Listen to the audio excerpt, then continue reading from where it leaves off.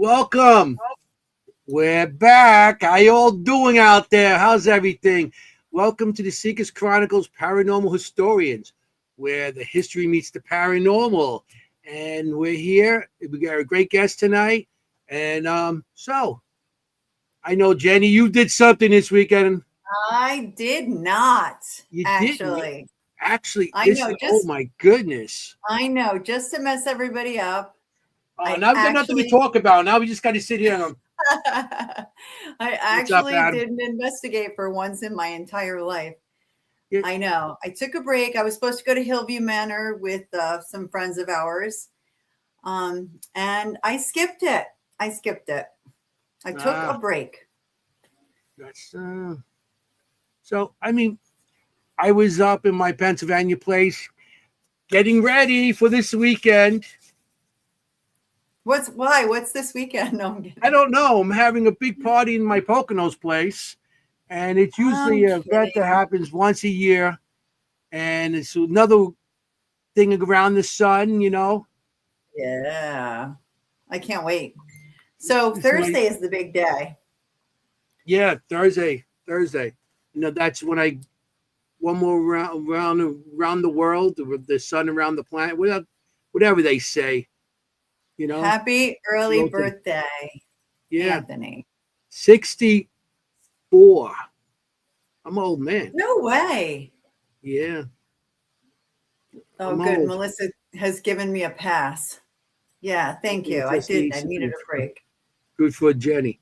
Yeah. So, I mean, this weekend we should have a good time. You know? I know. We're going to have a lot of food. We got food. I got all the stuff. I'm making brisk. I'm making all kinds of good stuff, Jenny. Some steak, some hot dogs and hamburgers. And I did not mow the lawn. Okay, that's hilarious. I did not mow the lawn because I figured you could have a treat. Oh my God. This joke will never get old. No, to be fair, I know you joke about my being a vegetarian, but last year you guys fed me so well with that amazing eggplant. Like unbelievable. I didn't eat for like 3 days afterwards. You guys fed me so much good vegetarian food. So I appreciate that. I'm one of the old time Italians. Hey, I'm still a baby boomer. So, you know what I'm saying? You come to my house, we got so much food. You're going to eat, and then you're going to eat seconds. Then you're going to eat thirds. Then you have dessert. Then you go from soup to nuts, the whole deal, the whole day. You eat until your eyes are bulged. You have to open your pants and sit back, go, and take a nap. It was crazy. Yeah. Last year I was so full for days after your birthday party. So it was a lot of fun though. So I just want to, Mark has another video. Oh, Mark. Okay. Mark DiNardo, our friend. He's been on the show and he's our friend. He's an amazing IT genius and tech person. Mm-hmm. And we've been playing his stuff on the show on and off because as soon as he gives to us, and he's building a robot named Paige for the paranormal investigation stuff. So this is the third one of all of them. And then he says it's going to be ready in September. And we got an event going on in October that he's going to be coming on it and trying it out with us. So we're going to actually see this thing go. So I'm going to play the clip for him, and then we'll introduce the guest. How about that? Perfect. Okay. Then this is Paige, the robot. Here she goes. This is the third one. She's almost complete.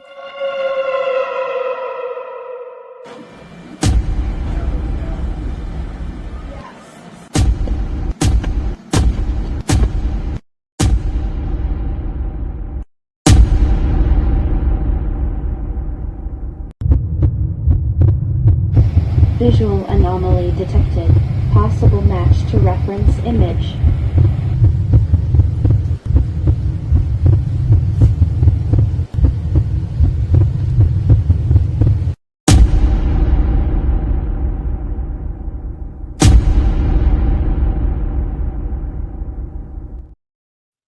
So cool. It's from what it was to now. That's gonna be cool. You know, when they could use it for anything in the supernatural, paranormal, whatever you want to use it for. I think it can. So, well, that is another thing we're going to be doing, and in October we're going to be actually working with Mark with that. So we'll see what happens. Okay. So we have a great guest tonight, and I think Madam Jenny wants to introduce him. Yes, I do. You know, I do. He's excited. I'm excited. I got to see him not too long ago, and we'll have him explain, and then we'll see where it's from. Okay. I know. So, I'm jealous. I'm jealous because I seem like I always miss him, and that makes me sad. In June, that is. So tonight we have the organizer of New Jersey's Cryptids and Paranormal Conference. We have Bill Visconti, Professor B, with us tonight. What's up? Hello, everybody. Hi, Anthony. How you both doing? Thanks for coming. Oh, thanks for having me on. Of course. I've been wanting to have you on for a while, and I like to talk to people in person and see how they react, if they really want to be on the show or not. And you I was honored for the invitation. Thank you. Yeah, I'm glad to hear. You know what I mean? And I love all your stuff behind you, your friends and everything. It's great. That's a great background. Well, before I was Professor B, I was a collector. I just this room is filled with memorabilia. I'd love to borrow those the alien things and go on an investigation to like Penhurst or anywhere like that, and just put them in a corner and have people just go in there and just poop themselves, you know? Oh my gosh. That's the worst when places have mannequins and things like that and they don't tell you and you come around the corner and it's like, come on.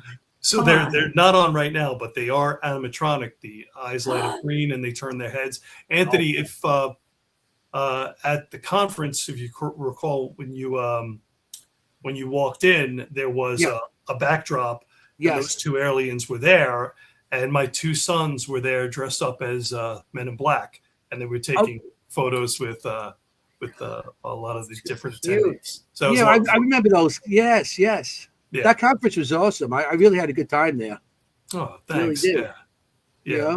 We had so much positive feedback. It was great. The attendees were great. The guests were great. The sponsors, the vendors. We'll definitely talk more about it because it was for sure. It was really good. Yeah. So I know Jenny probably have a book, but this is the same question I ask everybody. You know, we talked about before. You know, you got all this stuff here in the back. What got you into all this? I mean, I know you're into Bigfoot and UFOs and, of course, the aliens you got behind you and stuff. What did you see anything that got you involved into this, or experience, or just an interest? Well, there have been experiences I've had, but those came later. Okay. Early on, when I lecture, I kind of talk about some of this because it's odd. I can almost pinpoint exactly when this kind of trajectory started for me. Mm-hmm. Back when I was like 12 years old, I went to see a double feature. Not that we have those anymore, but whatever, went to see a double feature. I remember those with a cartoon. Yeah. And it was Clash of the Titans and Raiders of the Lost Ark. Now, I had grown up with, Ray Harryhausen with the Sinbad movies, Jason and the Argonauts and everything, but Clash of the Titans, that was his magnum opus between Medusa, Calibos, Kraken, Pegasus, and everything. It was, I think that's where my love of monsters started. It right then and there. To me, that kind of just set me on that path. And then after Clash of the Titans ended, and Raiders of the Lost Ark. And to me, I mean, Indiana Jones is the greatest action adventure hero, that I've ever seen. And I was so inspired by that. In fact, the whole Professor B is really an homage to that, that when I did initially start college, I started as an archaeology and anthropology major. Oh. And I loved it. So that was, Jenny, before you got on, I kind of was talking to Anthony about the career I actually got into. When you're 18, 19 years old, it's hard to picture going to school for like 8 years to get your PhD. It just, Oh, yeah. I couldn't wrap my head around that. So I eventually just got out with a degree in English and figured I'd roll into something else, which I eventually did. But I almost immediately out of getting out of college, I became an air traffic controller, and that's my main profession. I've been doing that for 35 years. He lands UFOs. Yeah. And then about 10 or 15 years after getting into that, I actually did become a professor. I taught aviation studies, air traffic control, aeronautical science. I taught English, since that's what my undergrad was, and I had a blast teaching English, folklore, and everything else. But I always had that archaeology and anthropology. It was still in me, and I've always wanted to go back. And then this is actually like a two-part thing, because there's another part of my early history that I'm going to get to. But we got 2 hours. A few years ago, Take your time. I went with my wife and another couple. We went on a cruise to Mexico, Honduras, Belize, and we went and we saw all of these Mayan ruins, temples, pyramids, everything else, and all of it came flooding back. And I just said, "Yeah," I said, "I'm not getting any. I'm not getting any younger. This has been a hobby for so long that I want to actually I want to become more of an expert with some of these things." So even though all that time, those past 20, 30 years, I've read dozens and dozens and dozens of books on mostly on the cryptozoology side, although I am very interested in paranormal topics and ancient mysteries and all kinds of things like that. Mm-hmm. So when I came to that decision, when I had that epiphany, I actually went back to school. But, the kinds of things I wanted to study, you can't normally study them in a traditional school. So I found a non-secular university called Thomas Francis University, where they kind of they put everything under the umbrella of metaphysical science.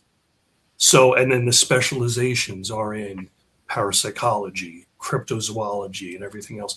So over the course of a couple of years, I probably took 19 courses covering everything from metaphysical science to a lot of paranormal science, a lot of cryptozoology, hominology, all kinds of things like that.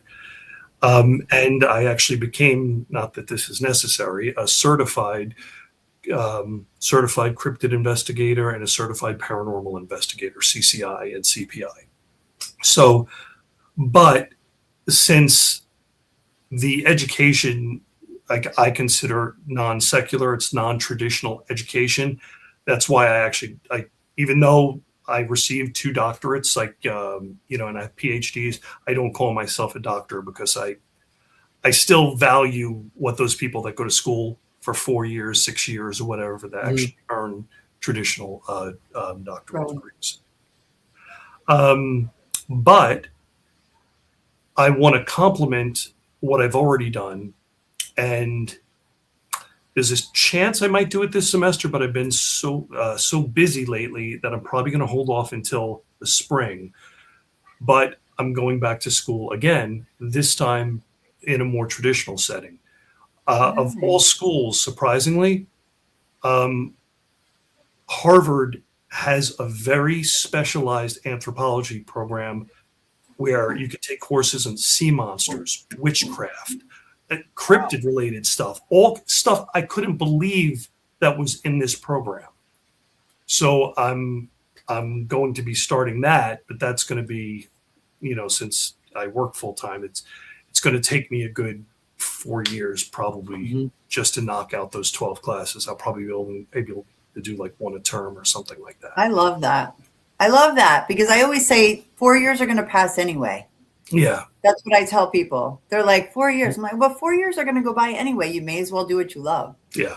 And that's, Jenny, that's how I look at it. It's what I've wanted to do.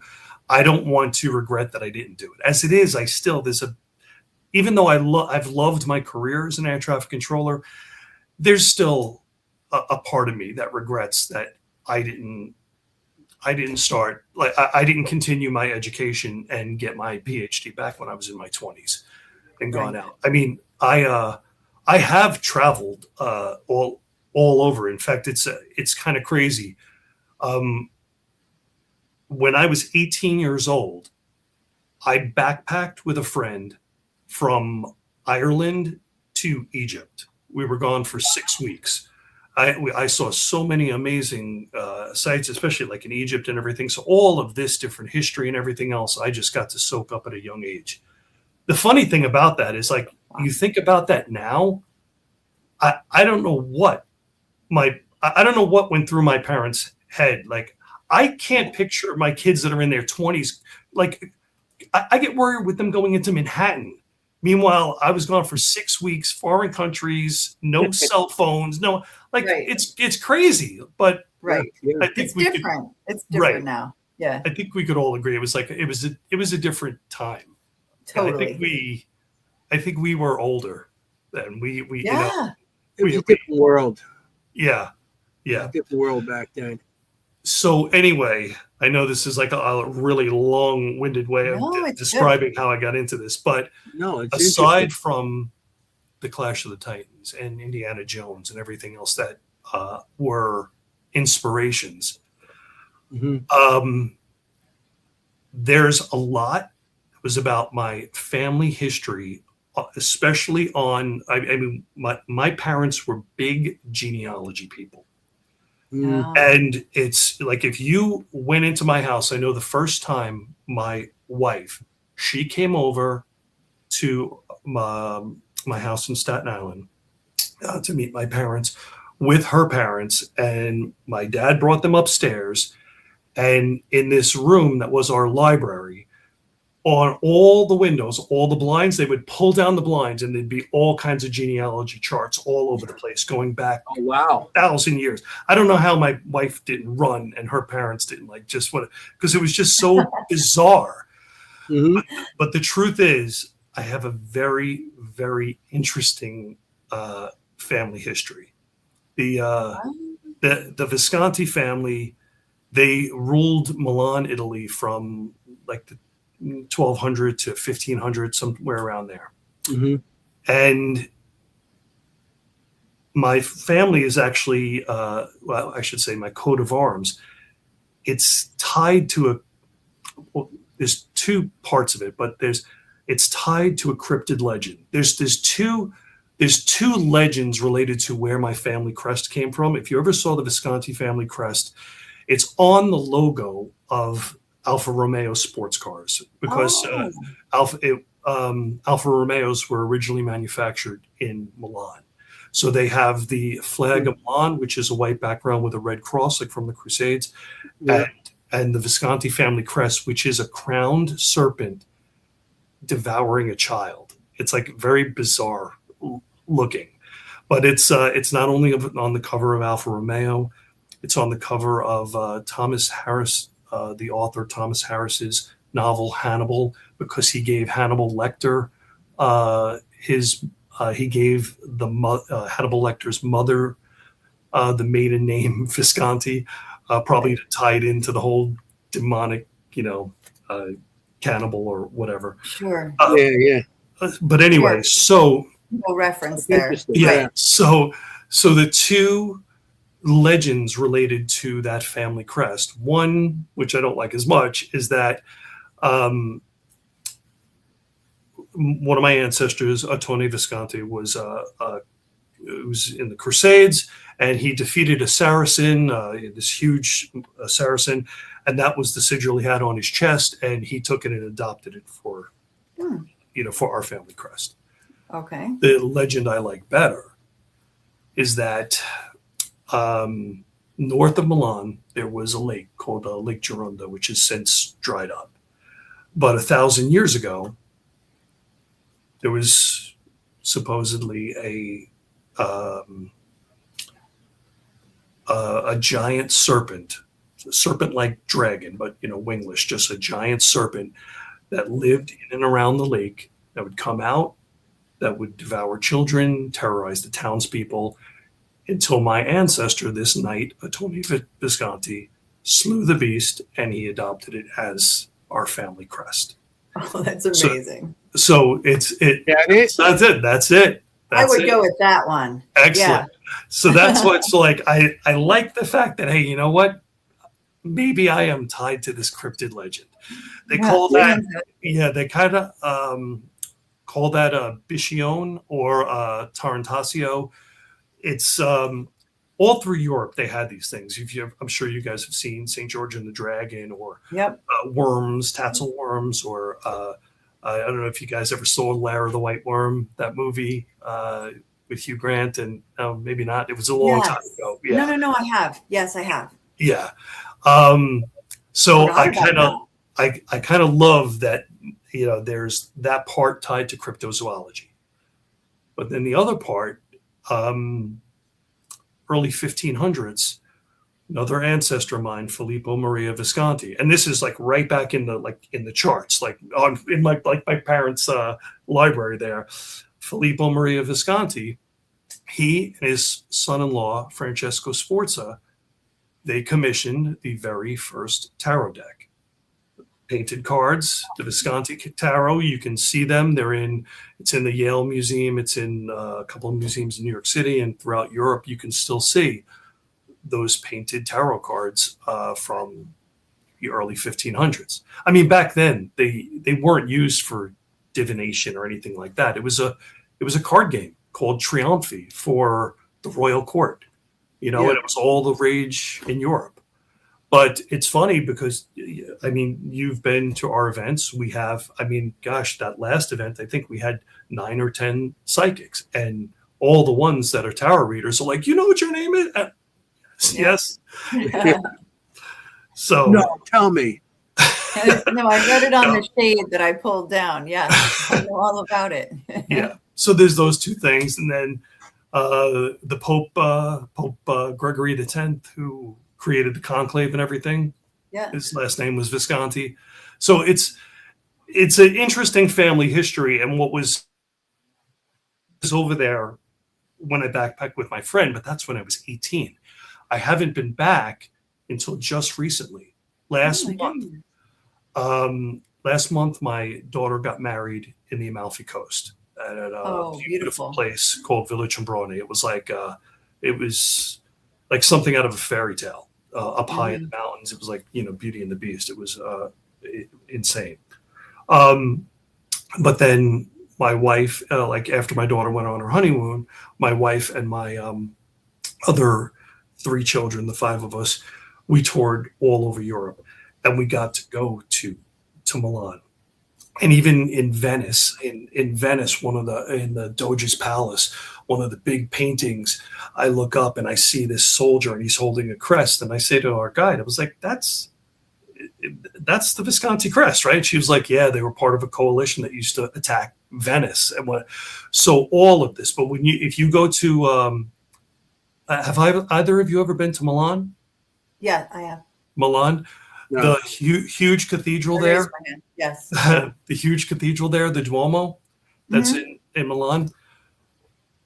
John Galazio Visconti commissioned it. His statue is on top of the Duomo. The big brass doors on the front of the building, I just took pictures with my family crest and everything right on the front door. And so that the family crest there, the Visconti crest, is all over the place. So it was really cool to get to see. It was cool that I got to have my family see it. I also took them to, in Milan, there's the Visconti Sforza Castle. We only saw that, but we traveled 20 minutes south to Pavia and went to Castello Visconti Castle. And that was cool. So it was really amazing to see all that and to be connected to it. But I think all of these different things, some of this stuff I knew when I was young, starting out right when I talked about that double feature into learning about this part of my family. I think all of those things were kind of inspirations. But when you walked around with your license saying VIP, I'm VIP. Well, Every time you went, you just showed your license, say, okay. Here's my passport. You want to see my passport? I tell you, we did exploit it because, like, we stayed in Rome at the Le Meridien Visconti Hotel, and in Milan we stayed at the Grand Visconti Palace. And at the Visconti Palace, when I walked in, they said, "Welcome to your house," which was pretty cool. The concierge. Yeah. Welcome to your house. Nice. Make sure I have a warm bath every night with bubbles. Make sure I got the best champagne. That's amazing. Yeah, that's awesome. That's awesome. Yeah. So long story long, that's kind of what set me on this path. I just wish it didn't take me so long to get where I am now, because now, I mean, you had to make a living. Yeah. So no, that is true. You had to make a living. I did paranormal how long? Yeah. And you had to make a living, support your family or support yourself or whatever. So you have to make a living. Right. If you went the other way around, things would have been different for you. Right. So that's the whole thing. I mean, I would have loved to be investigator since I was younger, but I've did it, but not professionally or. Right. And now I'm retired. It's like you're still doing it, but you're older now. It's like, I know. I can't be crawling into those little crawl spaces. That's what I got Jenny for. So, yeah, I mean, that part of it, like the field work and everything, I wish I was a little younger for that. Because the first time I went on one of those, I did a Sasquatch adventure tour out in British Columbia, which was awesome. That's actually where they gifted me the footprints that you see behind you. And those we've already had questions about those in the audience. I mean, they're like rapid fire coming, but I'm letting you finish first, and then I'm going to hit you. Then I'm going to hit you with all of them. Oh, you got it. So what those actually, what those are is they are, those were gifted to me by a great Bigfoot researcher named Bill Miller, who sadly passed away in 2020. But he was up there. Like, if anyone who's ever been up in British Columbia, there's a town up there called Harrison Hot Springs, and I have never been to a Squatchier town. They have Sasquatch stuff everywhere. They've completely embraced it. It's on everything. And it's very cool. And we went out with him, and then he gifted those to me. Now, those were they were taken from the original Patty prints from Bluff Creek in 1967. Oh, wow. I'm curious. I know that they said that documentary is coming out that shows that the thing is that it was faked. Mm-hmm. I'm still waiting to see. I'm going to leave. Yeah, they still can't prove that. Yeah, of course. Right. Documentary. Yeah. So we'll wait to see. But I mean, still, he had given me those, and nice. I mean, that was wonderful. But that was cool. That was prints. Oh yeah, and it was 2019 when I went on that, and I've been on other expeditions and everything, more on the cryptid side than on the paranormal ghost hunting side, whatever. Mm-hmm. But like we did, we'll talk about the conference in a little bit. But what was absolutely crazy this summer, it was such a whirlwind. Right after the conference, I mean, the next day, we went and did a Jersey Devil hunt down in the Pine Barrens. One of the people, one of the speakers at our event was Jason Kenzie. Jason Kenzie does the Searching for Sasquatch series. So we went down to the Pine Barrens with Jason Kenzie, Ron Howes, who is Biker Bigfoot. He was also at the event. Yeah, I seen him walking around. Yeah. And Mike O'Connor, who founded the Cryptids and Paranormal Conference. the four of us went down to the Pine Barrens to do a Jersey Devil hunt and to film it for an upcoming episode of Jason's Searching for Sasquatch series, which you can see it on a bunch of streaming services, Amazon Prime, Tubi, and a bunch of other places. Yeah. Tubi's becoming one of my favorite stations these days. Me too. Yeah. So, but the field work, I really don't do as much. I've been more on the research side. Mm-hmm. So right now we had the conference, which that took a lot out of me. We had the Jersey Devil hunt, and then only a couple weeks later, I was off to Italy for my daughter's wedding. So we got back late July, and now I only just started to get into it. Like I'm doing, including yours, 3 podcasts this month because I want to do everything to promote the Hollow Paracon that we're going to be at. Yeah, we'll talk about as well because definitely. So I definitely wanted to promote that. So I really appreciate you having me on to discuss that. And then the end of this month, I'm doing a television interview with Dr. Angus Gillespie. He's if you're not familiar with him, he's big on the Jersey Devil side. He was professor of American Studies and Folklore at Rutgers University for 53 years. He only recently retired. And I've followed him for a long time, but I didn't actually get to meet him in person until the Jersey Devil Fable Fest in Asbury Park that Kathy Kelly runs every year. And now Dr. Gillespie just invited me on his TV talk show or whatever. I mean, it's just a cable like access thing or whatever, and then it's on YouTube and everything. But I'm looking forward to that. But like aside from that, I'm so backed up with other things. I have 3 books in various stages of development. I'm trying to create this. I'm blending the cryptid part of what I do. Like I have the company I launched is called Wicked Cryptids, and I'm creating a Wicked Cryptids tarot deck, but it's really a card game, But it has, instead of the characters like the magician and a devil and all this other stuff, some of those are these cryptid characters. So I'm in the process of developing that and a bunch of other things too. And it's just there's not enough hours in the day, and I know I definitely need help because things that should be done, I just don't have time. Like I have 2 websites that are still in development that I it's because I kind of feel that I got into this later than I wanted to, and now I'm trying to rush to get everything done, and you can only try and catch up. So much, right? That makes sense. So we'll see. I mean, I might reach out and look for a college student and actually even like hire like almost like an intern type of thing to help with some of this stuff.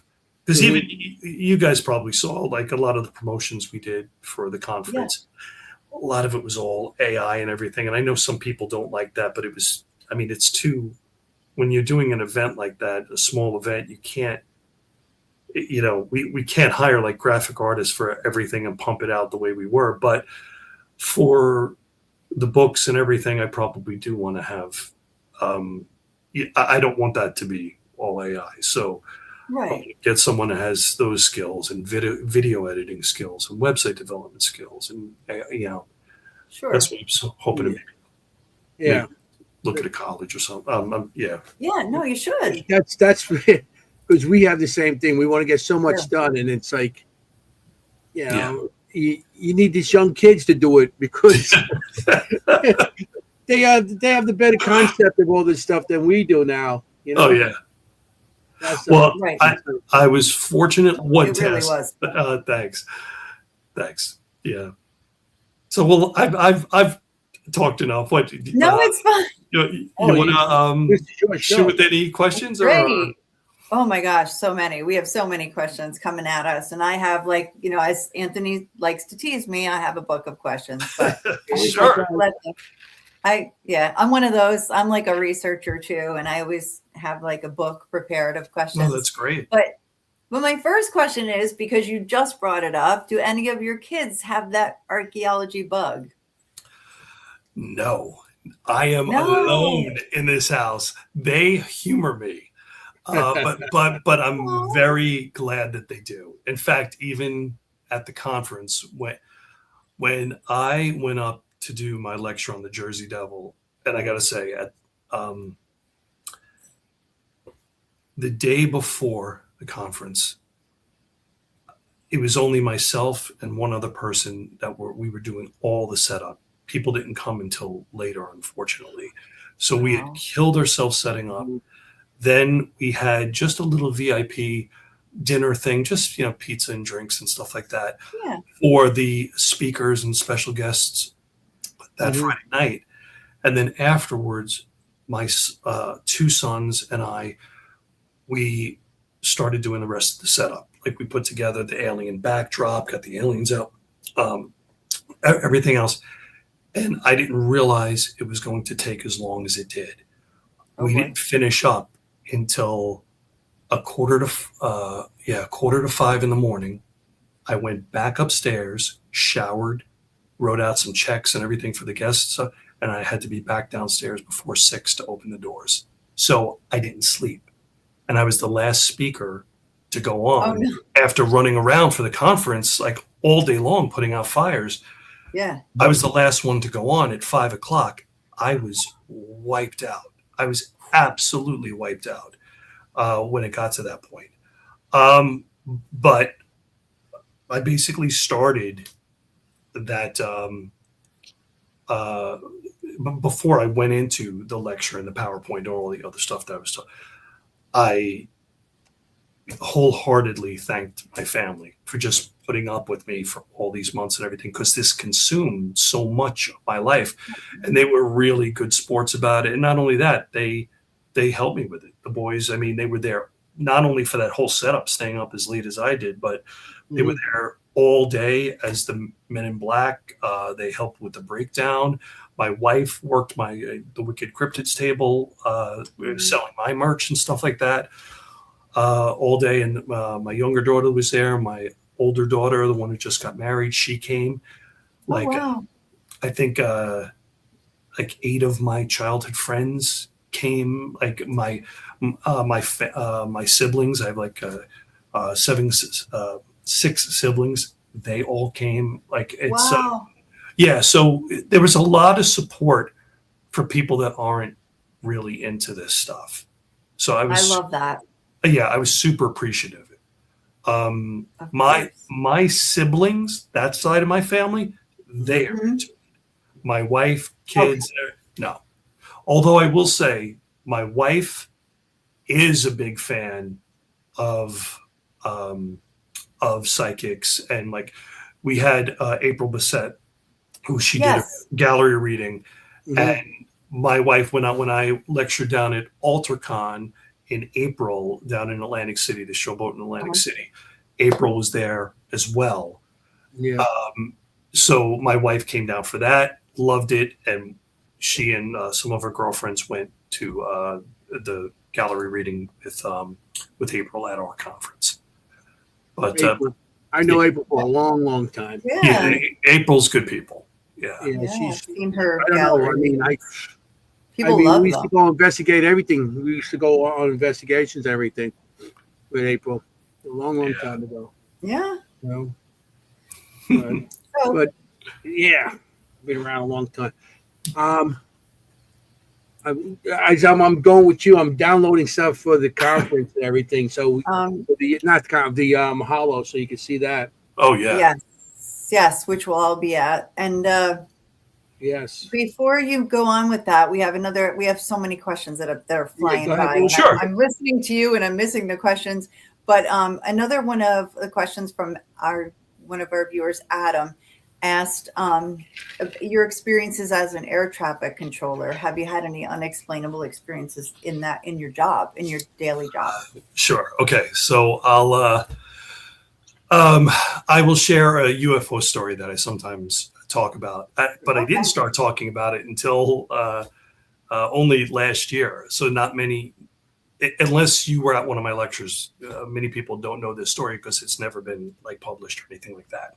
Yeah, he's in Texas, so he wouldn't have seen you speak. Oh, okay. So. All right. So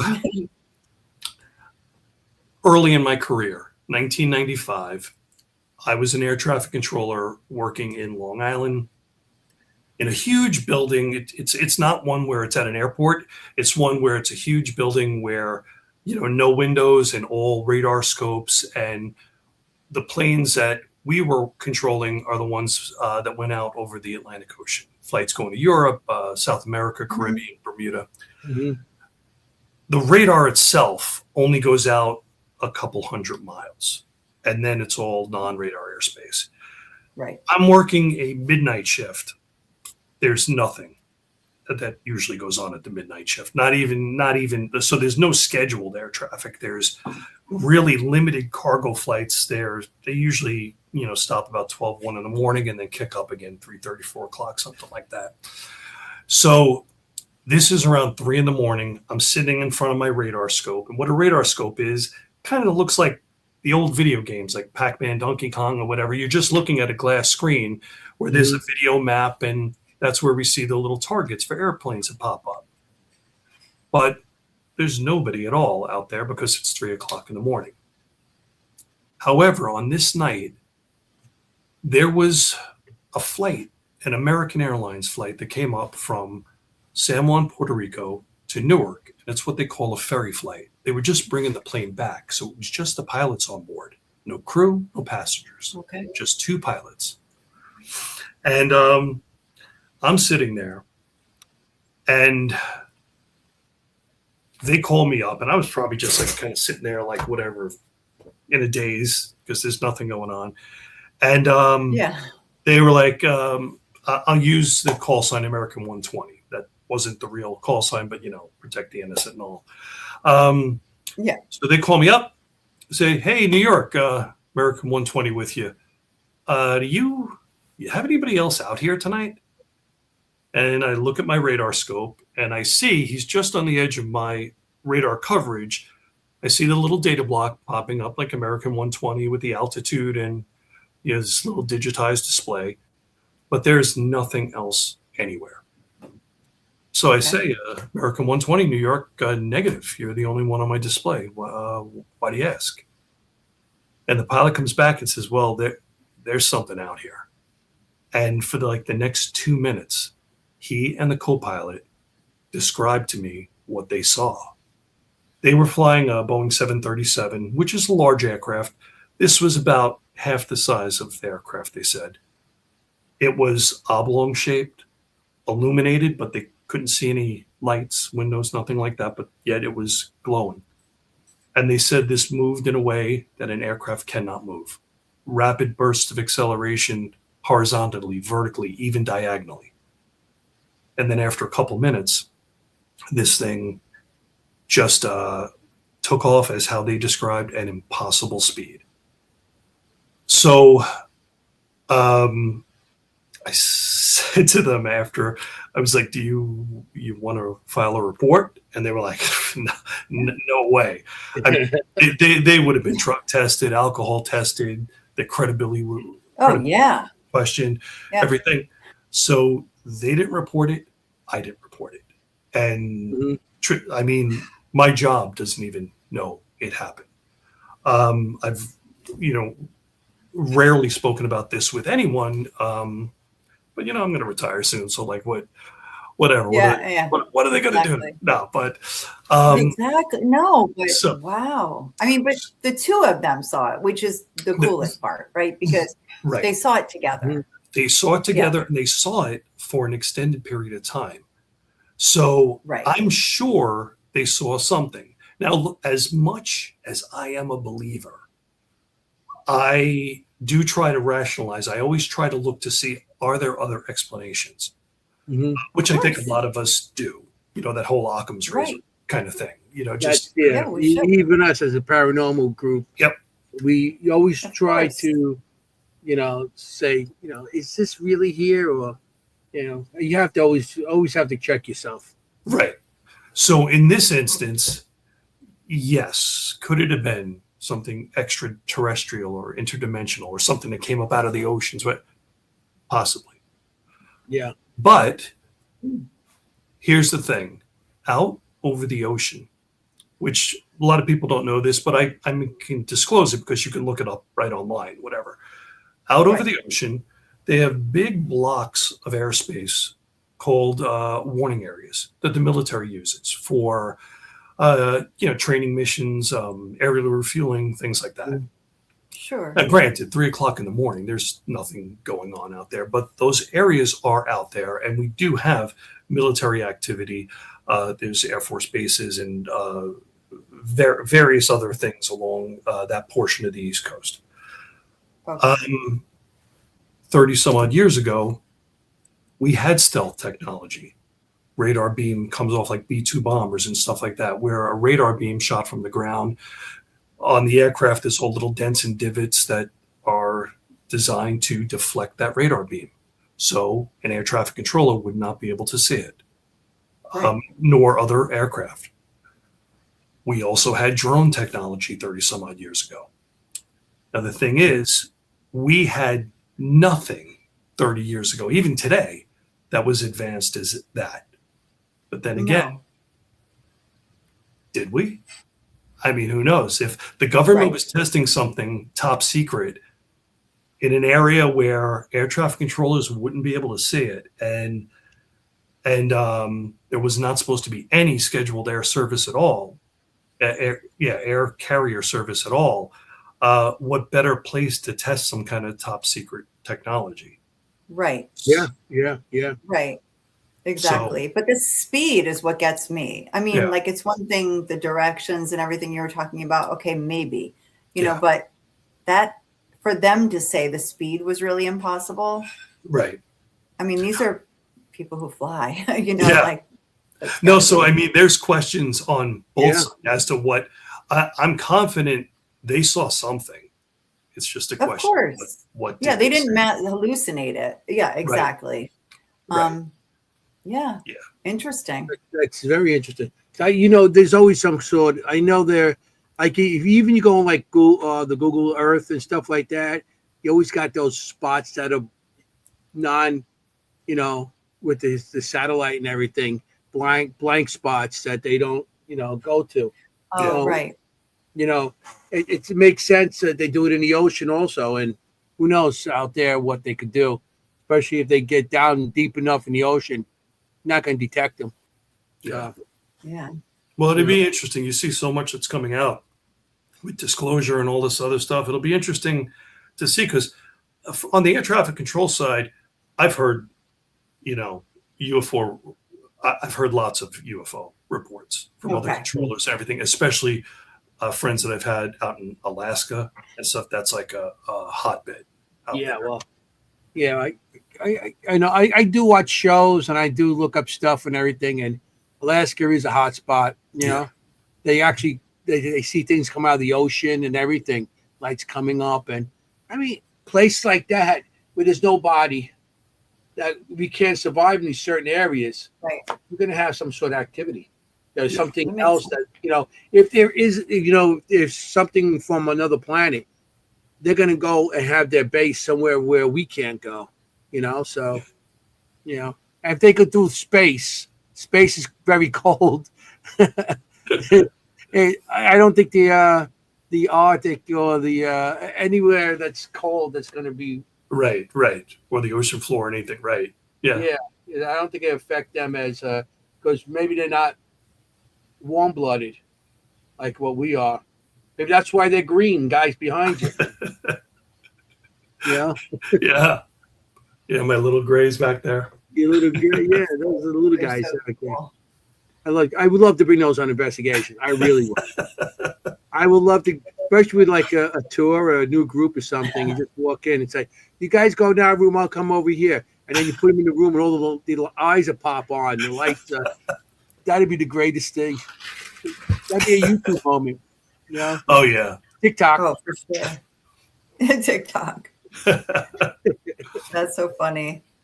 Oh, I wish I could read my own handwriting, but you were mentioning that you did some field work in British Columbia, right? And things like that. Yeah. Have you done? I live in New Jersey, and we've spoken to our Bigfoot friends who have done Sussex County, New Jersey. Have you done anything in this area, in this tri-state area? So yeah, the Bigfoot investigations that I've been on in Jersey have been down in the Pine Barrens, where there's a southern chapter of the BFRO, the Bigfoot Field Research Organization down there. A great group of guys, and I've been out with them a couple of times. And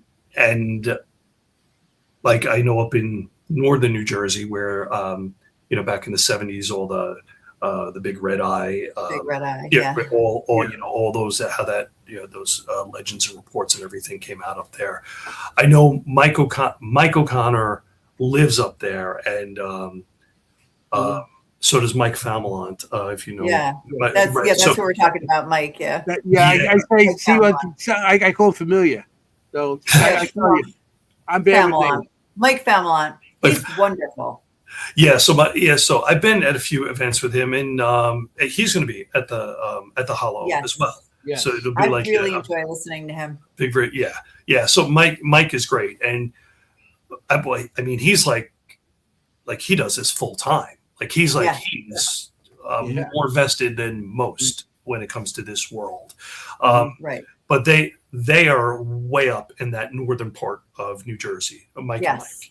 Whereas I'm in Freehold, I'm in Central Jersey, if there is, Okay. So, and I can't hold that against you. Hey. I live in Central Jersey. I live in Somerville. Oh, okay. Yeah, so you're not too far. Yeah. And I work right by the Pine Barrens because I work in Atlantic City. I work very close, miles away from Stockton University. That's very close to Atlantic City Airport. Yes. My son just started working as my older son started working as a controller, and there's a huge building down there called the FAA Technical Center. That's where I work testing the new air traffic software and everything else. Nice. So I'm more so down there with the field work. Right. Yeah, we have friends that work in Newark Airport. Yeah. Robert Bandolph. As controllers, or just working at the airport itself? They work at. I think he's a controller. I thought he actually works with the planes. Repair. He's the head of the planes, something like that. He does something down there. Bandolph. I thought he was in air control. And Chuck. I could be wrong. Chuck does the pack. I think he does the what do you call it? The baggage. Yeah, Chuck Lee. They're not controllers. Yeah. So. Yeah, but Southern New Jersey. I mean, that's not second to Northern New Jersey in terms of that type of activity. That's for sure. So you're in a great spot. Oh yeah. Well, that's since I'm in Jersey, and since the Bigfoot field is somewhat a little saturated, I've really been dedicating a lot more time and energy towards the Jersey Devil. It's kind of fun. I love it. Yeah, it's fun. So, and it's funny when you read all the different reports and everything else. I mean, the truth is, I never really gave much thought at all. Could any cryptid actually be living in New Jersey? New Jersey is the most populous state. Yeah, there he is. See, they're buddies. He says, I love Jersey Shore. Yeah, that's our Jersey Devil from the conference. Anyway, New Jersey is the most populous state in the country. Mm-hmm. But it wasn't until I got together with those BFRO guys that, I read up more on the Pine Barrens. And the Pine Barrens is anywhere from like 1.1 to 1.5 million acres of forested land. Some of it has never been explored by humans because it's either dense brush or swamps or whatever. Could it, hold some kind of indigenous population that's never been discovered of, creatures that, I don't know. But you look at some of those reports. First of all, there are very few what you would call Class A reports where there's actually been like a clear sighting of something. Usually it's vocalizations, Right. it's like things like that. But where there actually have been sightings, a lot of those sightings don't describe a creature with, wings and horns and a forked tail and all this other stuff. A lot of those reports describe something that's tall, furry, fast, fleeting through the forest, some even with simian features, ape-like features. You Really? read this Jersey Devil report, they sound more like Bigfoot. And the BFRO guys, some of them believe that these Jersey Devil reports are misidentifications of Bigfoot. If Bigfoot actually does exist in that area. So, Right. Yeah. There's so many different, and when people see them, like, they have wings, they fly, and all this stuff. Maybe it's a different form of a Bigfoot or something. You don't know. yeah, I've been doing a lot of reading on this because, the Jersey Devil is really interesting when you look at it from the standpoint of being a cryptid, because all of the cryptids are, they come from eyewitness reports and indigenous history, stuff like that. That wasn't the case. That wasn't the case with the Jersey Devil. The Jersey Devil was born out of a legend. And that legend, I am convinced that legend started because of the religious condemnation and everything else, who it was named after, like the Leeds family. It was called the Leeds. It was called the Leeds Devil, not the Jersey Devil, for 150 some odd years or whatever. But it was rooted in the Leeds family, starting with Daniel Leeds. Daniel Leeds, he was big in New Jersey. He was a counselor to the first governor of New Jersey, Lord Cornbury. He was the one that if you needed something in town, you needed more or less, I don't know what they used back then, what permits to build something or to open a business or do something with. Daniel Leeds was the one you went to for the approvals, all the authorizations, taxes, everything else. So he was in this position of power. His family had a lot of money, but the community might not have liked him in the way that a lot of people don't like the government for certain reasons. Right.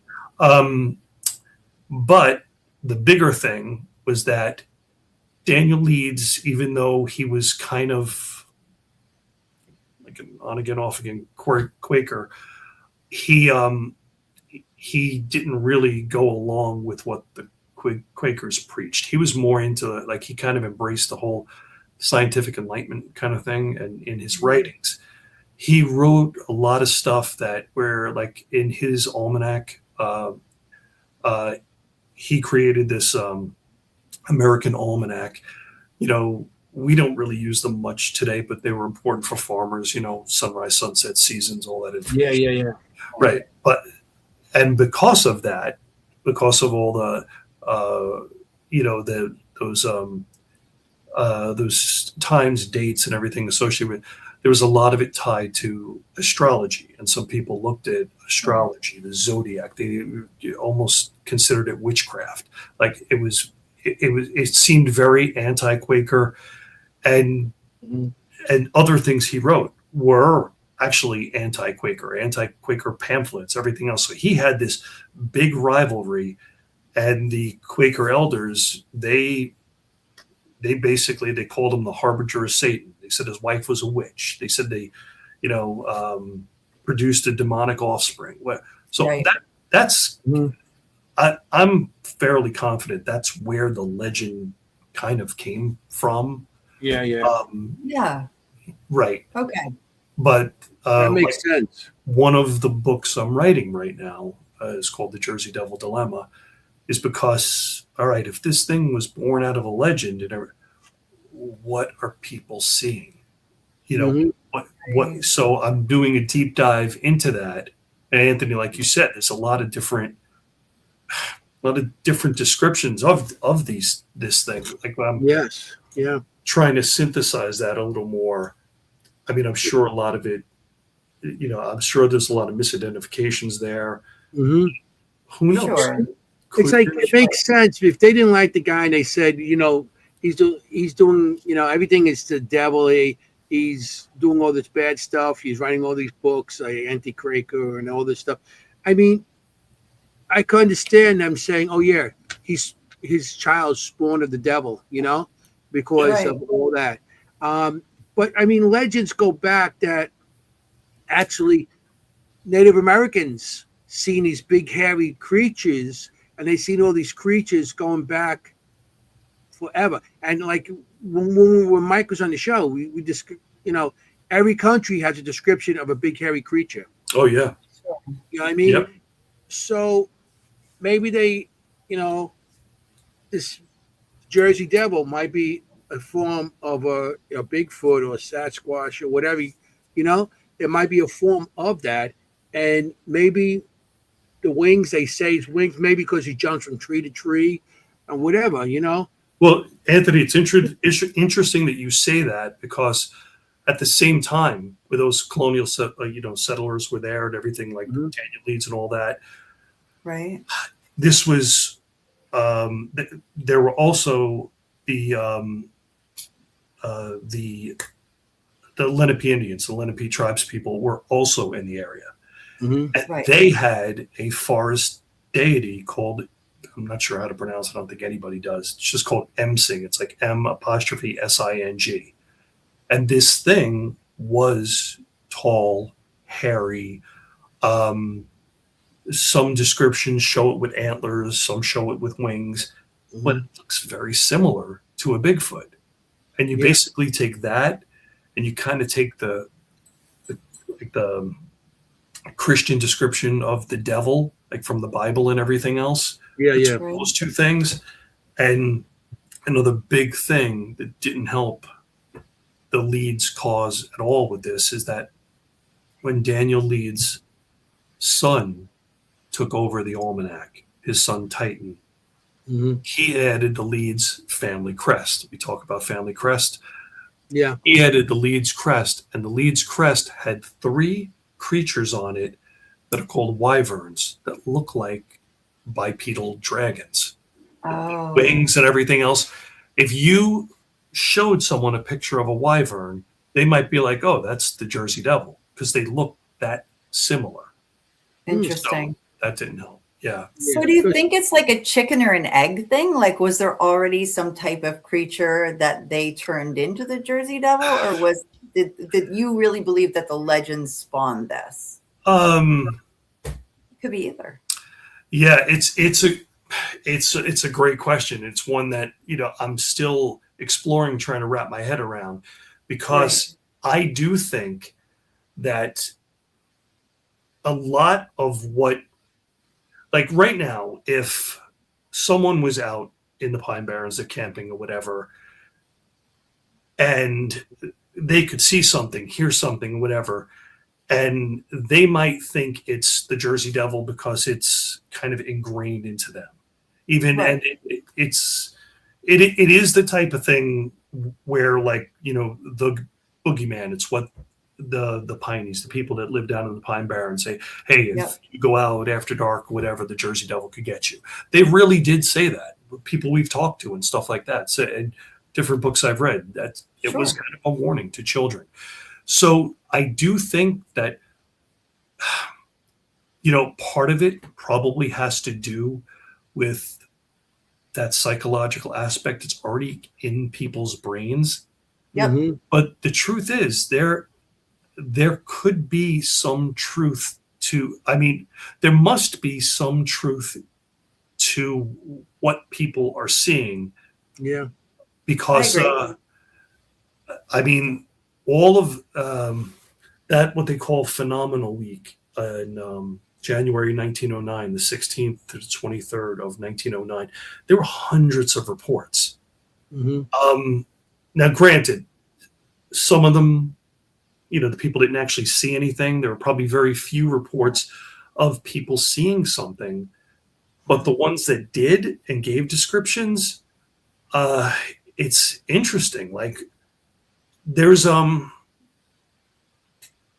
if you look at the picture of the Jersey Devil, where how most people describe it, or I should say, how the papers back then in 1909 described this thing, it kind of looked almost like the body of a kangaroo, long neck, dog-like a head, and like a horse-like face and everything, Mhm. with these long, spindly legs and and hooves. Mhm. And I mean, something like that doesn't really look scary, whatever.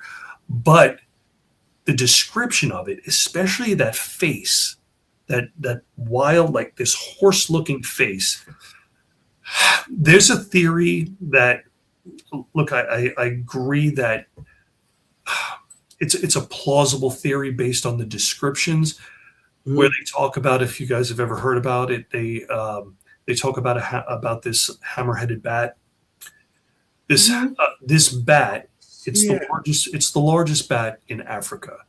It's it it's so large, its wingspan and everything else, that even the scientific name is like, I think it's Signatus monstrous. Monstrous is actually in the Right. scientific name. Um, Nice. okay, how does a bat get from the Where'd you West say South Central Africa? Africa? Well, Oh, no, Africa. West or Central Africa, like in the West or Central tropical Africa. area. Okay.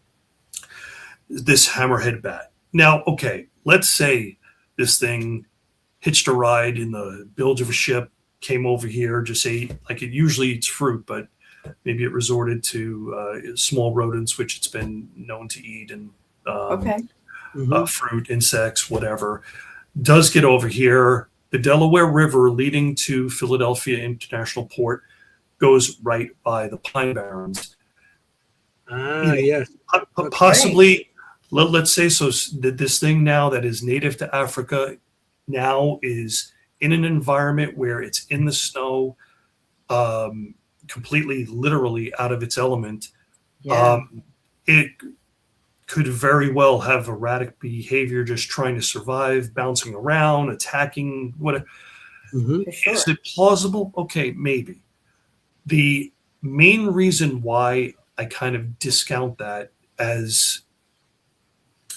um, as a legitimate theory is because that bat in particular, its large wings, like the way they described this thing, several people that had reports in 1909, they basically described something that was hopping along the ground and then took off. So it would hop, Hmm. hop, hop, hop, hop, hop, hop, get its wings out there, get some, some lift under the wings and everything, and then it would go. Right. That bat, the hammer-headed bat or hammerhead bat, its wings can't support it like that. The only way it can really fly is it has to be hanging upside down.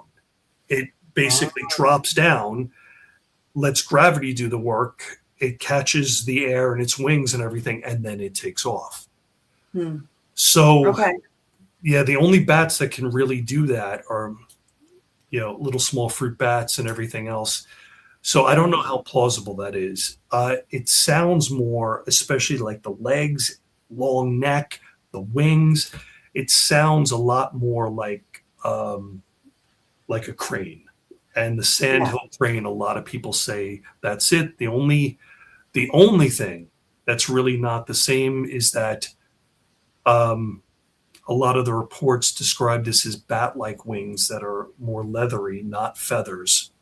That Yeah, but I mean, like you said, it's the Occam's razor thing, right? Like Yeah. you really had to make a stretch of an argument to have that bat come from Africa, right? Whereas Yes. like a manatee and a mermaid, that's a little Yes. bit, kind of closer and easier to you believe. gotta realize also back then, a lot of these people that have money used to bring exotic animals back with them, and they used to keep them as pets. And remember back then it wasn't like these laws now with you can't have Right. exotic pets and all Yeah. this stuff. So But- it's a possibility. Maybe somebody did bring it back and it got too big and they let it go they figure, oh, let it go. You know what I mean? So it's a possibility. I mean, because But it's a stretch, like Jenny said. It is a stretch. It's a stretch. It's not impossible, but it's not the most impossible. likely explanation. Yeah. Yeah, because I mean, down in Florida, wasn't it Florida something where a train that was carrying exotic animals crashed, and and monkeys and gorillas got out. You cut out, and And even then- I heard right? still, And they're still there. still there. Yeah. And Is these that are right? exotic animals. they Only can't in survive. Florida. No offense to Florida. Only in Florida, Only in yeah. Florida. But, I mean, anything's possible. It's Wow. it's not something that you could totally push under the rug. It's something you put in your No. file cabinet until it's proven. But that's a good theory with the bat. I never Yeah. thought of that. Yeah. So It's that's a why. But it could be if it. All right. So let's say it's not like the sandhill crane. It could be. So if something does exist out there that is unidentified, so it's not just a legend. Hey, there really is something that's out there that people are seeing. Mhm. If it's not if it's not a bat, if it's not a sandhill crane, some people have talked about it being either like a horned owl or something like that. Now, the interesting thing is one of the things that when they talk about a lot of these reports, or even some Bigfoot reports, kind of say the same thing. They say the way this thing, it's like it almost sounds like a woman screaming.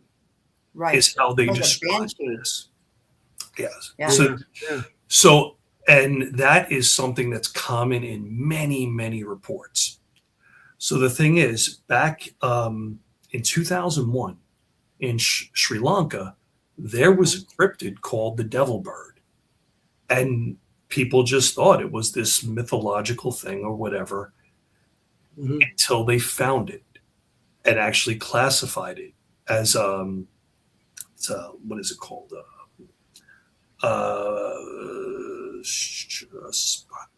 Spot-billed eagle owl.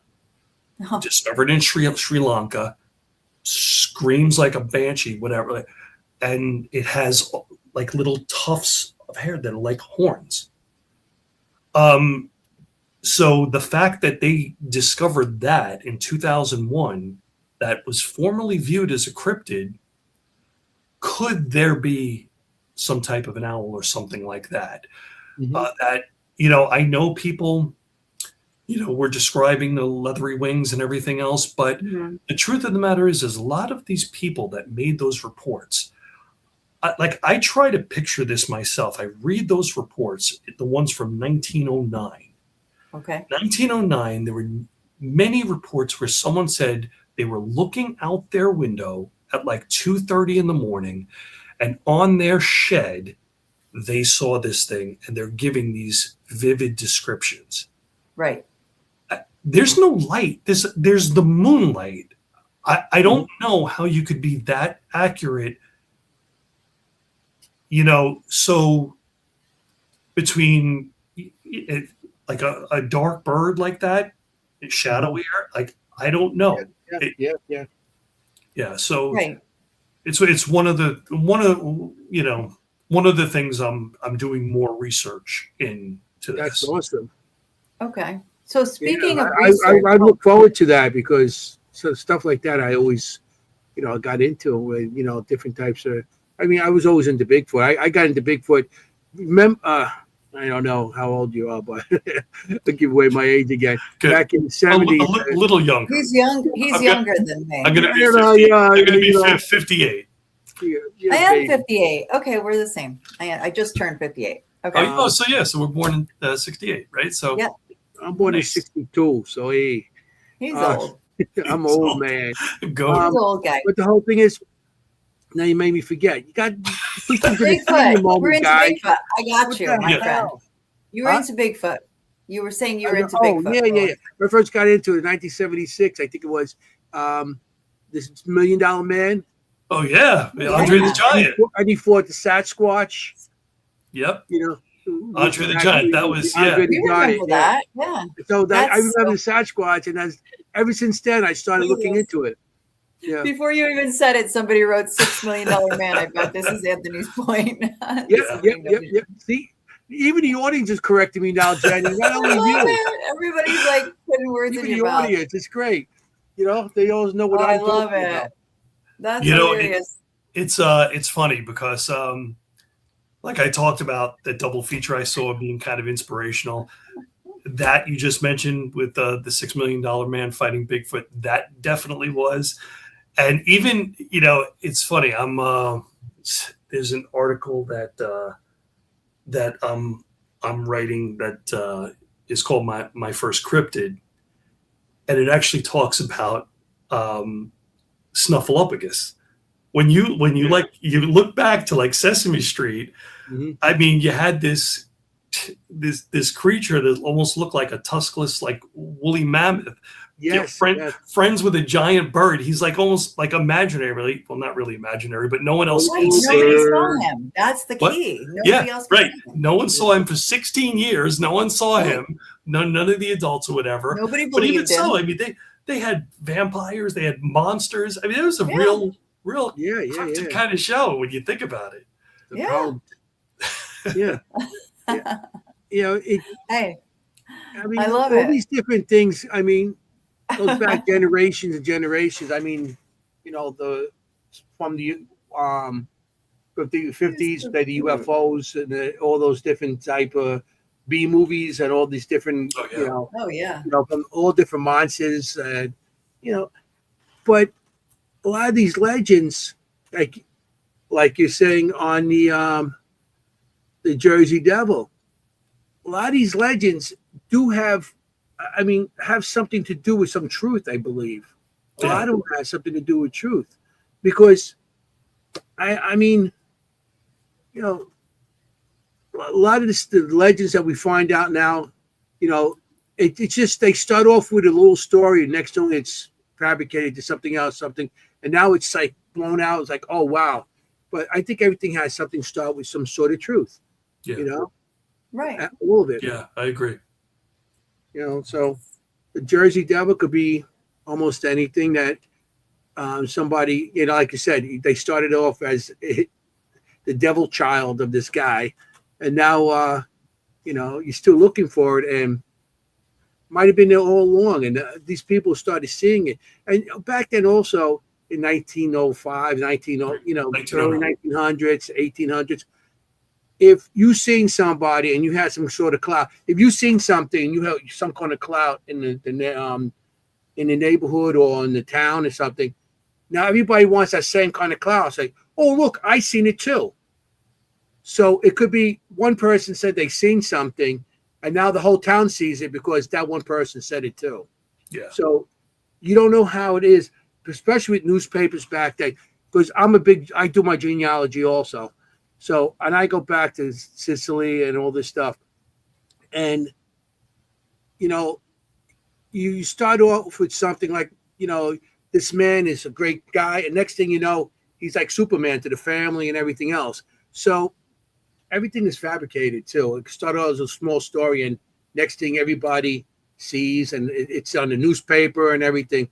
Even today, you start off with a little story, and next thing the news hears something, they think it's a good story, they'll jump on it. Then the next paper, and everybody's in competition then.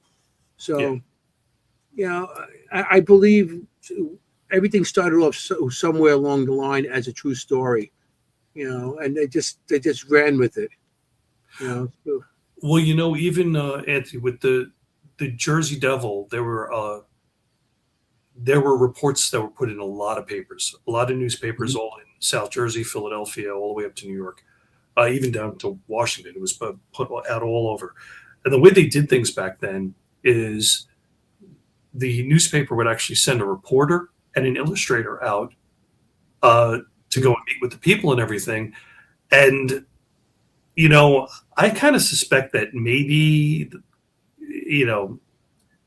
they kind of like didn't take the people too seriously, but because if you look at some of those illustrations, they're almost like caricatures. They're like like I said before, with the main description that we see, it doesn't look like a frightening creature that was terrorizing the Pine Barrens. It almost looks like like a joke.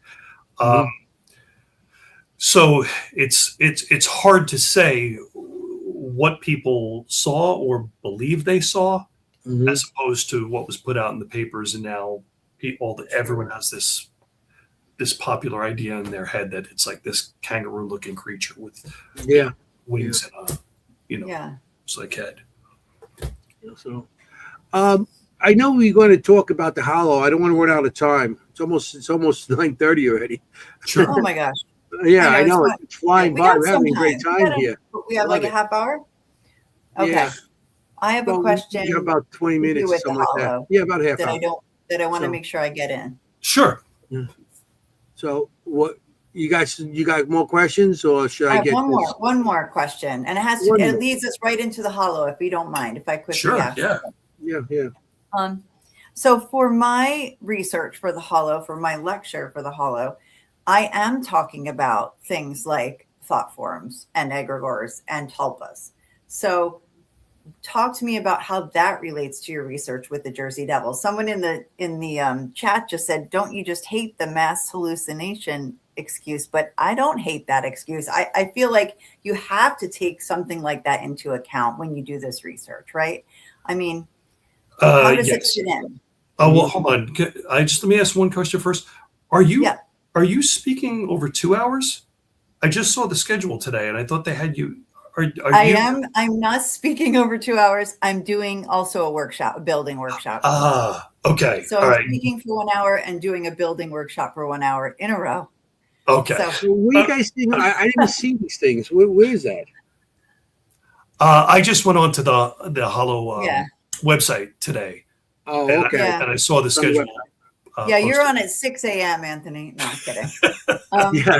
I'm going to be on before I get there. Yeah, I'm in the same room. So, I mean, I had my own thoughts about the Jersey Devil before this research, and I have different thoughts now about it because of this research. Hold on. So do you think that mass hallucination is plausible? Because I don't know about I don't like the word hallucination. I do agree with that. Like that's not really the word I would use, hallucination. Okay. But I do think that thought, bringing something into existence through thought is a powerful idea. Oh, okay. So, I wasn't sure if you were talking about like there have been, I'm going to butcher this, but there have been reports where people have been exposed to, whether it's something in the food or something they drank or whatever, where large groups of people, it actually did, I guess for lack of a better word, have these hallucinations or something like that. Sure. So where groups of people seem to see the same thing that really might not have been there. That makes sense. I mean, mushrooms or something. Right? But I don't think that happened in this instance. But I agree. When they talk about manifesting, that's a good word. Yes, it is. Like a tulpa. Yeah. All right. So you're talking about something. You're like, are you talking about the mass hysteria part of it, or are you talking about that people more or less are thinking it into existence? Yeah. And actually, I mean, because for an example, I don't work with cryptids. I work with with ghosts, let's call them, just for for simplicity. We've had cases where we actually get phenomena and there is no spirit there. There's no actual spirit there. It's just that someone has said over and over again, there's a little boy who drowned here. There's a little boy who drowned here. There's a little boy. We'll get pictures of a little boy, but there was never a little boy, kind of thing. So it's almost like Slender Man. Let's put it that way. Yeah. Like people see it, or the Rake, right? It's not real. It was a fictional character, right? But then now people see it in reality. So that kind of thing. So more like a group thought. That, Yeah. Yeah, in fact, I had something on that. It was I don't know. I just thought you might. I never thought about it for cryptids, but just now when you were talking about it, I thought, you know what? Yeah. It makes it more plausible for me. Let me see if I can find this. Yeah. It's like the witch trials they had, you just a mass hysteria with a bunch of girls that, Yeah, that's different. I mean, and I've heard about that. I've heard about that as well. But I'm literally talking about, willing this into existence from a group thought. I'm not saying I believe it. I'm just saying there's been evidence of that happening in the paranormal. Yeah. Let's see if I can. Just give me 1 second. Take your time.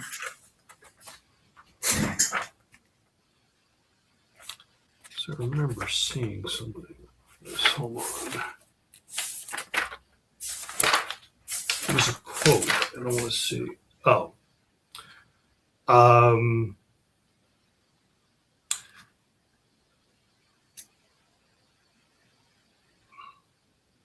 Manifestation is one thing, and there's definitely a part of me that believes that. One of the things that we got into when I started studying all this with metaphysics and everything else, delved into consciousness, delved into imagination, delved into memory, all of these different things. So many different things. There's a quote in here when we were talking about, unfortunately, in our world, both the paranormal, both the cryptid world and everything, most of the time we have no tangible evidence. So we are relying, we're relying on eyewitness testimony. And that is a slippery slope, because human memory is very unreliable. It makes eyewitness testimony very unreliable. So there was one quote in here that eyewitness testimony does not necessarily reveal what happened. It reveals what the witness believed happened. And someone could wholeheartedly believe, they saw something, especially when you're talking to them after the fact, and what they're remembering and what actually happened might be two completely different things. And the quote that I was trying to look up before is by it's a 19th century American humorist named Josh Billings. It said, there are lots of people who mistake their imagination for their memory.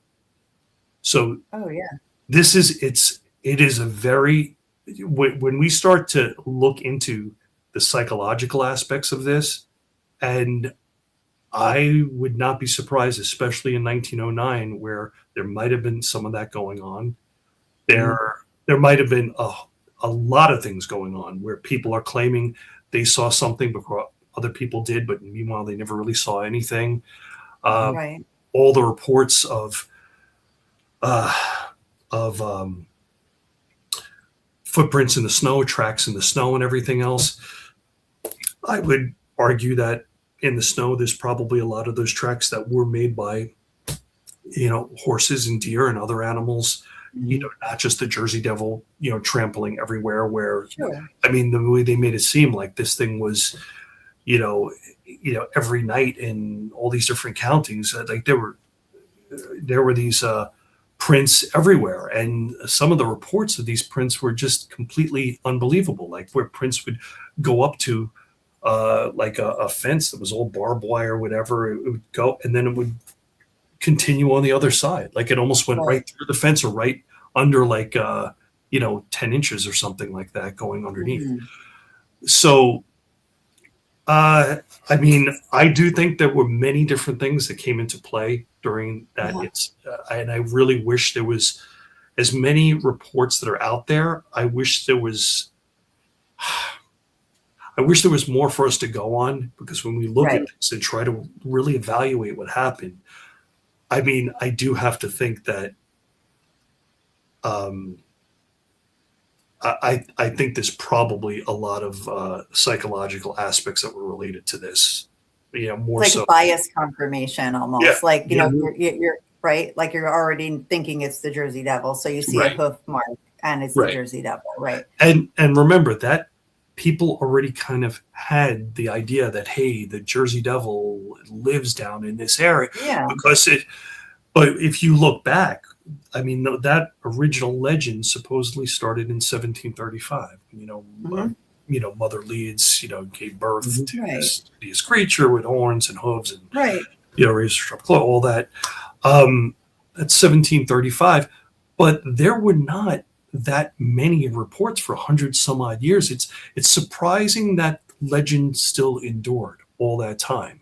Mm-hmm. And had those events of 1909 not happened, we really wouldn't have this today. Well, you answer my question with that, and my original question about the tulpa kind of phenomenon, because for that to happen, it really does require repetition.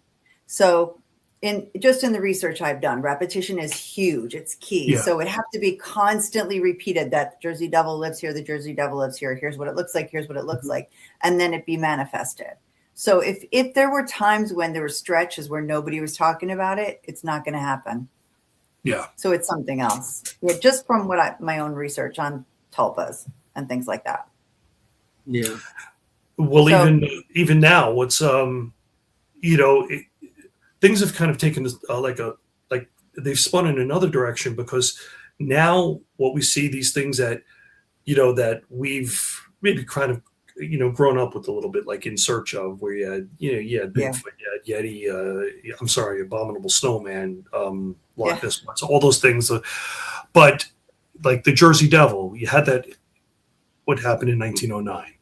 In 1938. They named the Jersey Devil the state demon, New Jersey state demon. I think it's the only state with a state demon. But what's happened over time, over these decades, these different cryptids, Jersey Devil included, just have entered into pop culture. So that is a completely different. So right now, it's I don't know. It's very different than maybe it was, say, 40, 50 years ago. Hey, Anthony, what's the New York State Demon? New York State Demon. I don't know. Don't answer right that. Now, it could be a lot of, but something you saw in a subway.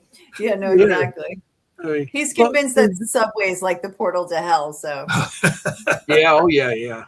But they sorry to named interrupt you, Bill. The Jersey Devil. No. Named the hockey team after him. So. Yeah, I know, right? Like right? It's absolutely part of that now. No, so you see it everywhere. Yeah, I've T-shirts, stickers. I have all kinds of stuff. Yeah, yeah. We have a state demon. I love it. I'm not from New Jersey, but I live here for a while now, so I've adopted this state as my home. So okay. Yeah. Talk about Jersey. Cool. Let's get in, because we're going to be running out of time. Do it. Sorry. So we're going to be. All of us are going to be at the Hollow. Yes, we are. Yes. This is where we're going to be on the 22nd. We're all going to be talking. Well, I'm going to be giving a class. Jenny's going to be giving a class, and Bill, you're going to be talking. Yeah, I'm going to be speaking. I'm in the marketplace, so I don't know. It's different from the classroom, so I don't know if it will be a conventional presentation type setup, or I'll just be informally talking. Right. Okay. You're doing a workshop, and I'm doing a lecture. Okay. Yeah. I'm doing a workshop also. I'm going to be doing sketching with the spirits. Oh, nice. All right. I'm going to be showing a little bit about the spirit art world, how I work, how I do it, But Love it. and this is all the people there. Oh my gosh. Yeah, look at all those people. Hey, Yeah, so we're on the list. The three of us are on the list there. Matter of Yes. fact, just to let you know, guess who next week's guest are? Kara and Gail. Karen Gale? Yeah. Oh, that's of course. great. Yeah. They're going to be on. And I put them on right before the Hollow so they Oh, could that's talk about it. awesome. Very Yeah. good. They're going to be on next Tuesday. Yeah. You know? Well, that's I only great. I see them all the time. Yeah, so like I It's know. like, hey guys, I talked to them today. Oh, I know when we had our conference in June, Mhm. Karen and Gail were there. I only Yep. briefly got to speak with them. And like I know Anthony, you were there. Jenny, you weren't at. I was not there. No. No, she You were wasn't. not there. Where was I? So Anthony, so I knew you were there. Wedding, I think, I or was- something. I was sad. I was sad. That's where I was. Oh. I was sad that I wasn't there. Let's see. I know Chris DeCesare. Chris is going to be there too. Yeah. Yeah. He's going to be there. Mike Familon's going to be there. Nicole from Full Moon Paranormal is going to be Nicole there. She was at our Full Moon. event. I know.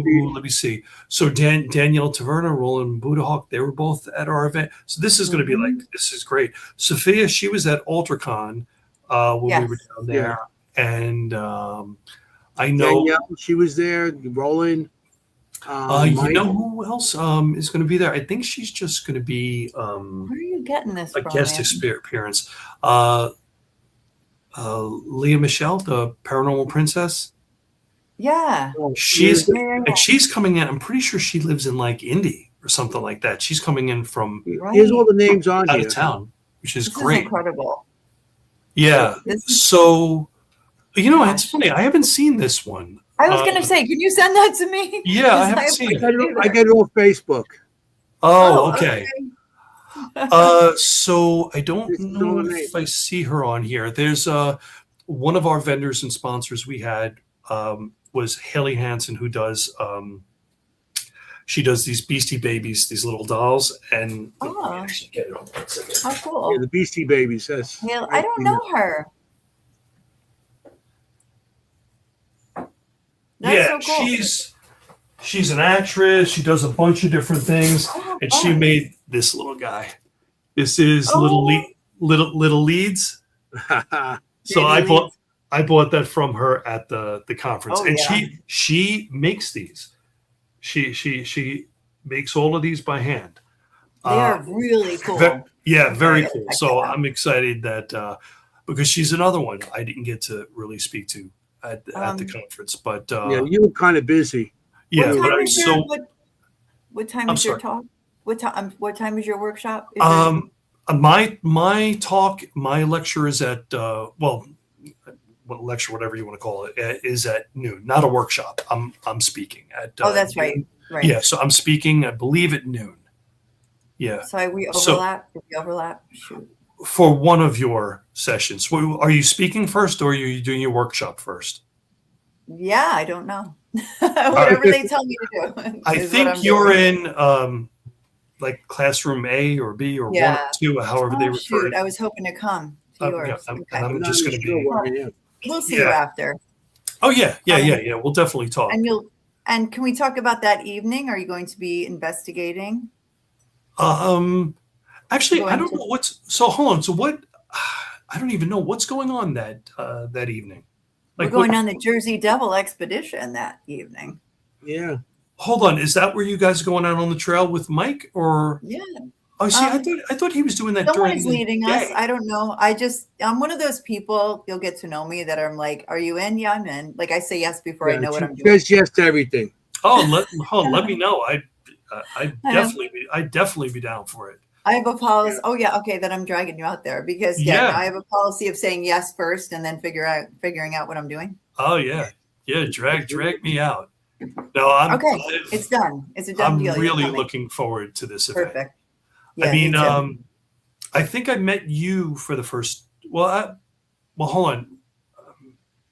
I can't Who, remember. me? No, Anthony. You, I briefly met at the 3rd annual Cryptid and Paranormal Conference, but I don't think Jenny. Do you know if you were there? Nope. For that? Okay. No. Okay. Because, so I briefly met Anthony because I was doing all the table arrangements and everything for that. And then Jenny, I met you at the Hollow last year. Yes, correct. Yes. Mhm. Yes, so I was the with first- Anthony, which is so odd that I wouldn't be with Anthony. I'm always with Anthony, but yeah, timing for me the last 2 years. So before we forget, you're setting this up for next year? I'm sure already. Oh yeah, what's the dates? Do you have Yeah. it? So Because right I'm now, coming. so right now I've been talking with Mike about it. This would be our 5th annual event. Right. Each year, Mike has always done it on the first Saturday of June. So that would be June 5th.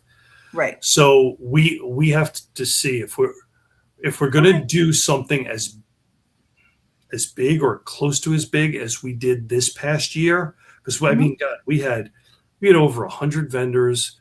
We had a ton of speakers. We had I think we had 7 speakers. We had 15 or something special guests. It was too much, and it was only a handful of us working. We desperately need like another collaborator or two. You know, so we got to see. It's a shame that like I would love to work with Kara and Gail, but I mean they're caught up in the Hollow, and then we do work with I Heart Horror, Deco, the people, I Heart Horror, right? So, so Chris and Greg and Holly, and they were there supporting. But truthfully, it was really just those 3: myself, Mike, my family members, and we had just a couple other volunteers, and it was it takes a village. There's no way that's too big. That was a big event for that little bit of group. Right. So we definitely need to do something differently next year. So we'll see. We're still let us know. We'll be there. Yeah, definitely. Okay. We had so many great people. I mean, I got to say, our attendees are great. Our vendors are great. Our sponsors are great. Speakers are great. We couldn't be happier.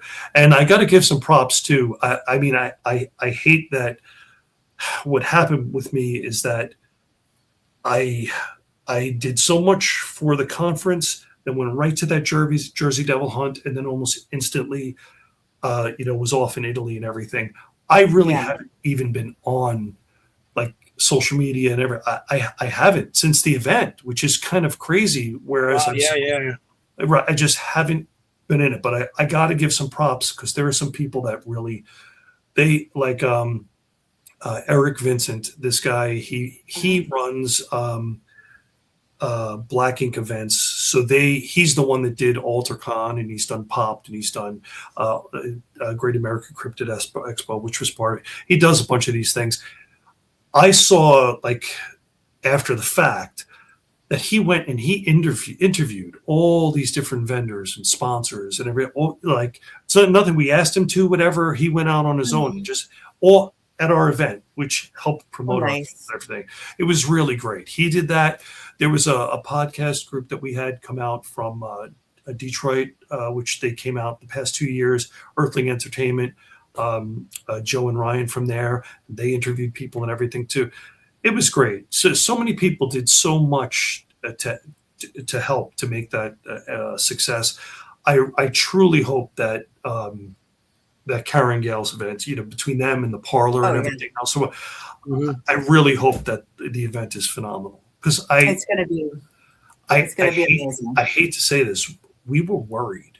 We were very worried leading up to our conference because we've been at a number of different conferences earlier in the year, and they were just dead. They just really? I don't know if it's saturation, the economy, whatever, but it was could be. Yeah, we were really, really worried about it. Yeah, I think we're going to be fine. Kara texted me the other day that my lecture is sold out. Excellent. So I was like, okay, we got this. No, that's good sign. That's a good sign, right? Because if you're coming to me, there's got to be a lot of people coming. Because No, but they I don't put know. so much into this. I think their promos have been phenomenal. Yeah, Yeah. I mean, know. I agree. I don't know. They're I just don't know great how they people. got some of the sponsors they got. They Because they're amazing. Target, They're they amazing. New York Giants I in know. it.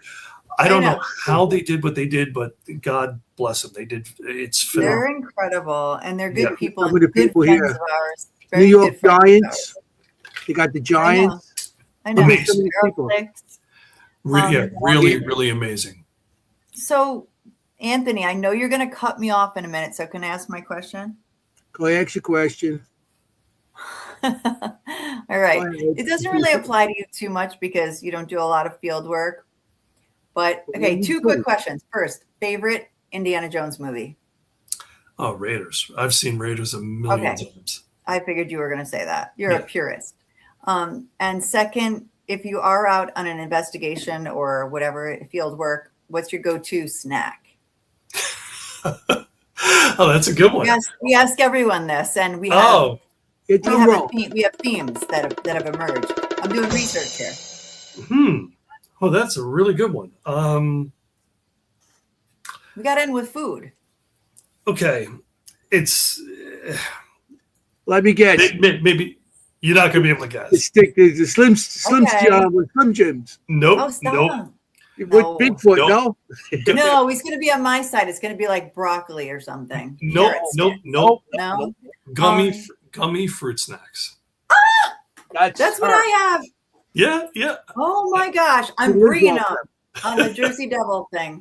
I am Dynamite. all about the gummy. I love fruit snack, but I love gummy anything. Gummy sharks, gummy frogs, gummy all that stuff is all I just ate gummy unicorns while I was talking to you tonight. So, there I'm is something I've been craving. I don't know why. And my family's been teasing me for this. Did you ever hear of the candy? It's comes in a package called circus peanuts. They're Yes. marshmallow. They're Yeah. orange. Most Yeah. people think they're gross. They're like that orange, light orange. Yeah. Yeah. They look I like peanuts. love them. Yeah. I can't. Marshmallow I've anything. been to Yeah. like 5 different supermarkets. Which one, and- the peanut butter or the other? No. They're It's like- marshmallow. It's like pure They're just sugar. they're just Marshmallow, like orange. they just I know you're disintegrate like talking about. That's what I'm marshmallows. saying. Exactly. Because they do Yeah. come peanut butter. Oh, they're with so the good. marshmallows. I've seen them already. If I Yes. come across any, I'll bring them. Oh my gosh, yes, circus peanuts and gummy anything. Like I love that even Sour Patch Kids and stuff like that. Love it. Oh, Dollar General, somebody said. Check it out. Oh, All right, we Oh, have. I'm we going have to Dollar be ready to have my General. weekend. I will definitely in check it Dollar out. General. Thank you. And I know that we don't have time, but so many people have asked about this, and I don't know how you pronounce it. Zana. Oh, Zana? Zana. Have you The- heard of the- Zana? Oh, Thank yeah, you. of course. Okay, of course, Zana's a really interesting one. She was in I'm trying to think of the area. It's not. You got like that question Russia. 5 times, so Oh yeah. I know All that right. he's gonna. So- I know he's gonna cut So us off. but- basically, she was this female almas, which is kind of like the Bigfoot of like Mongolia and that area out in the Eastern Caucasus Mountains and everything. Okay. Who they captured. They brought her in. They kind of domesticated her. They kept her in a cage, but somehow or another, the owner or whatever, I think, impregnated her. She had children. Oh my And- gosh. They actually, I don't think they have her bones anymore, or whatever, but they did have, I guess, the skull, jaw, whatever, of, maybe they do have hers, but somehow or another, they tested the DNA of her son. And Oh. everyone was thinking that it was going to show something crazy. And it still did. It was showing that the DNA results showed that this woman, or whatever you want to call her, was sub-Saharan African that was now somewhere up in this up in the Caucasus or Atlas Mountains, whatever, in that area between Russia and everything else.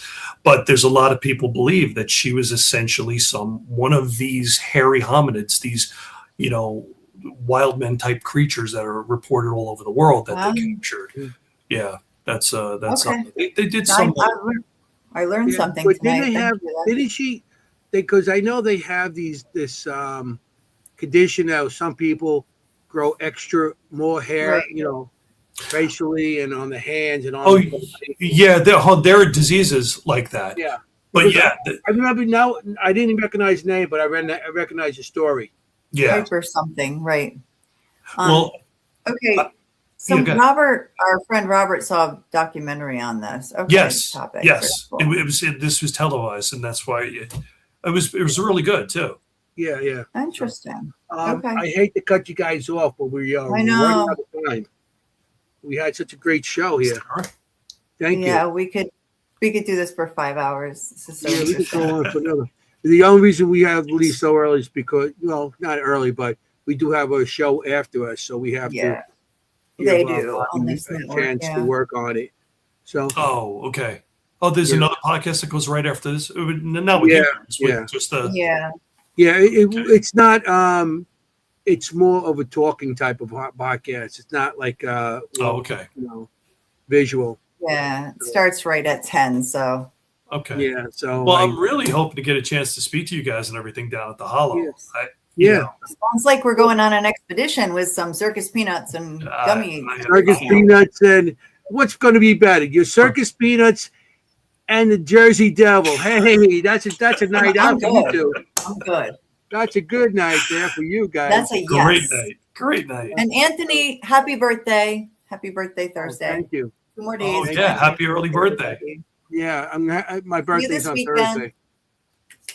Yeah, we got it. So yeah, this weekend Party. I'm gonna see Jenny. We're gonna have a little party with my family and everything. So we're Excellent. going to Excellent. Poconos for the weekend. I'm going to crash it. Enjoy. Yeah, Enjoy. We tell Jenny you can't come. She goes, I'm coming anyway. But I just can't get rid of Jenny. Don't She's say like, that. You invited me. It's going to be fun. I know, of course, I invited you. So, we got to really end the show. Don't go anywhere, Bill. After the Hang end, tight, Bill. You got it. Thank you so much for having me on. I want to Thank you. thank What a everybody for coming blast. tonight. And yeah, if you guys like the show, subscribe, hit like or something. Yeah, I got We had a great show tonight. I really have. Thank you, Robert. Yeah. Um, What a blast. we had a great show tonight, and Bill, you great guest. We had a Thank great you. time Incredible. talking to you. You and your friends in the background there. I got to get the Jersey Devil out here again. I used Yeah, to. you gotta get the jersey. You gotta get that guy standing behind you with the costume Yeah. next time with the wings coming up and stuff. But I just want to thank everybody for showing up. Thank you again, Bill. Thank you, everybody in the audience. Great questions. Without Thanks. the audience, we would not have a show. Thank you, we have guys. some really great people out there. So I just want to tell everybody, and everybody hears this every week. You gotta be safe out there because you want to look for ghosts. You don't want to be a ghost. Good night. Ciao, familia. See you next week. See you guys Okay, next everybody. week. Bye. Thanks We're gonna again, talk Anthony more and about Jenny. the hollow.